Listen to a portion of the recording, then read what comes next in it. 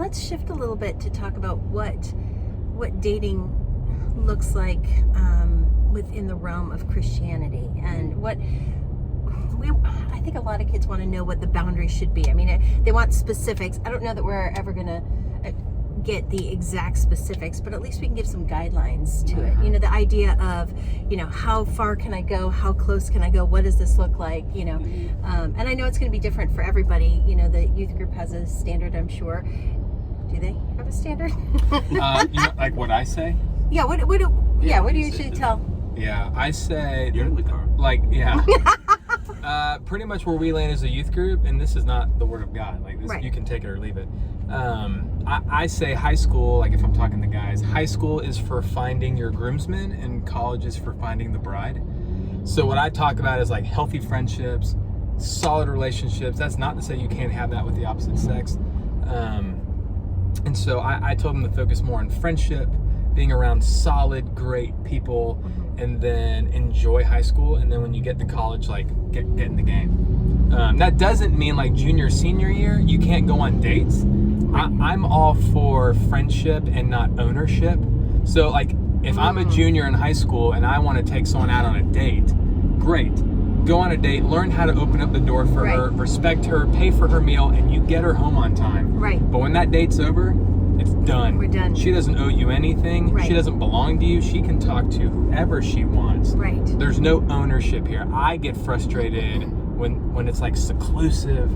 Or these mini marriages. She's mine. Yeah, like that it drives me absolutely insane. Yeah. Weigh in on that, guys. I'd love to hear your take on that. Yeah, so I think the whole boundaries thing is a really important discussion. And I think, yes, there is like a range of what you can discern is wise, but I also think you have to really keep in mind like what is honoring to the Lord, and you have to keep the ultimate, like if you're dating someone, your ultimate goal is to get married.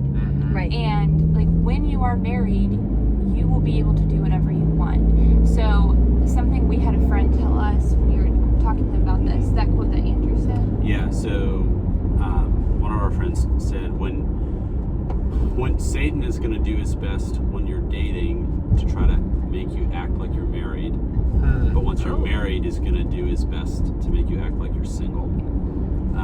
That's which is good. Really, it really is. Hold on, say that one more time. Yeah. So Satan's going to do his best when you're dating to make you act like you're married, but once you're married, Satan's going to do his best to make you act like you're single. Yeah. Wow. Hey, he's all about steal, kill, destroy. Right. Yeah. Wow. 100%. And so yeah, boundaries is certainly something that I think culture doesn't glorify or place value on at all. No. So it's definitely something that's unique to us as Christians, but it is something that's incredibly important. And go ahead. I was going to say, I think we talk a lot about, or it's easy to our minds immediately go to physical boundaries, like, well, you know, can we hold hands? What can we do physically? But also, I think a big part of boundaries is setting up accountability. So whether that's and even just through your friend group, and then also like older people in your life who are the people who know you and the person you're dating and who can speak into your life, and kind of give you guidance on like this is where you guys are and this is probably what you guys should be doing as far as boundaries. Well, and I think something too that's really important is it can be really hammered so much from like a negative perspective of this is what you can't do, like don't do this, don't do this, don't do this. Well, don't hit that car. Yeah, don't do that. I don't know what you're talking about. Like, physical intimacy and sex is ultimately a good thing. Right. And so the reason you say no to it in the short term is because you are honoring, like, first of all, what the Lord says, but ultimately, like, you want it to be the best it possibly can be in marriage. Yes. And so you are, like, yes, you're making a quote-unquote sacrifice in the short term. Right. But you are, like, setting yourself so much more up for success and for something how God meant it to be in the long term. So when you talk about, like, drawing the line, well, like, you want to be as far away from that quote-unquote line as you possibly can be. I mean... Yeah. Like, the question of how much can we do is almost the wrong question. It is not almost. It is the wrong question. Yeah. Right. It really should be like what is going to be most, number one, what's most honoring to the Lord, what's honoring to our parents, because parents, depending on how old you are, parents are going to have more or less input on that. Right. And also,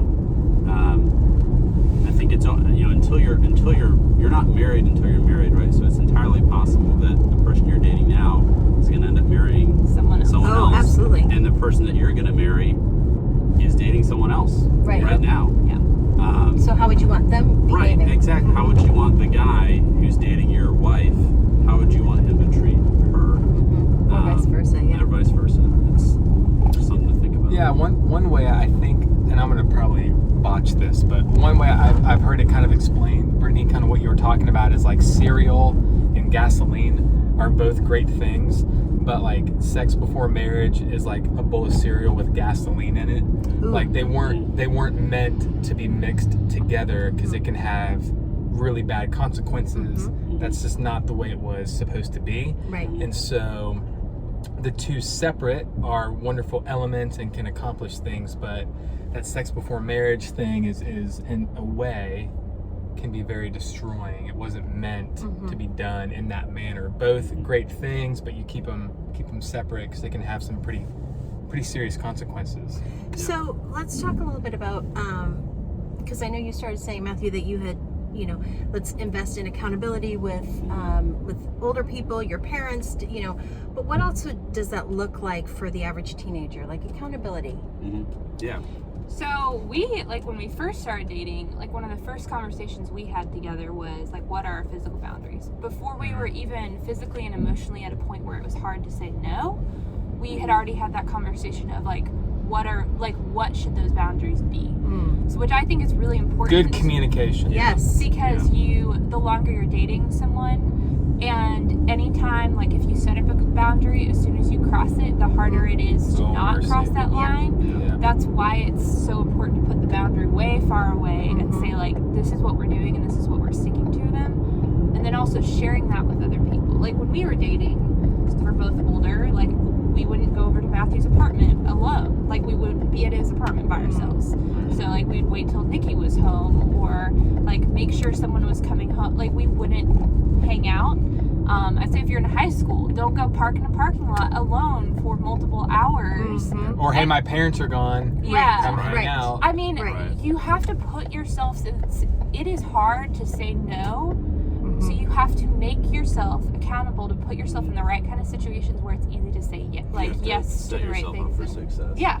And even determine ahead of time. Right. Like, so a guy, when I'm going to date a girl, I'm going to make sure that, like, not only am I not going to put myself in this position, but I'm also, if this happens to me, I'm going to have this way of escape, or vice versa for the girls too. Yeah, absolutely. I think, and there's a lot where we're hearing a lot about girls that have been taken advantage of on dates, and maybe, Brittany, you can speak into that a little bit. Not that you have been taken advantage of, but like what should a girl do or look for, or signs, or like how should a girl respond? How do you know a dude's super manipulative? Right. Or, The manipulation, I think. And we're not picking on guys. Girls can be manipulative Absolutely. too. Oh, 100%. 100%. Either way, but how do you know something that's like, man, I shouldn't touch this relationship with a 10-foot pole? Well, I think a lot of it is listening to what your friends say about someone. Oh, that's well, huge. not just your friends. I mean, if your friends are wise and godly, Mm-hmm. but also your parents, like, do they like them? Like, Or siblings. you might not agree with everything your parents say, but your parents, let me believe, like,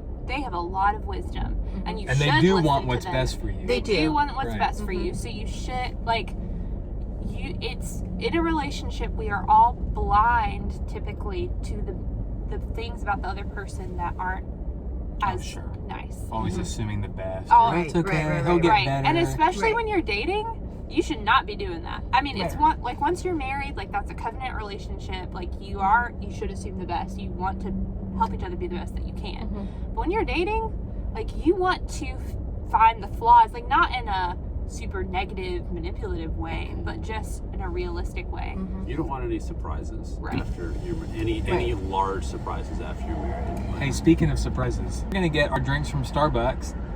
Tune into the next episode where maybe we can finish this. Yeah, Yeah. absolutely. Perfect. Sounds good. Yeah. And we'll have We'll be Matthew and Brittany with us, and then you can also see what we like at Starbucks. Excellent. Because I love do you like? milkshakes, and I get frappuccinos with absolutely no coffee in them.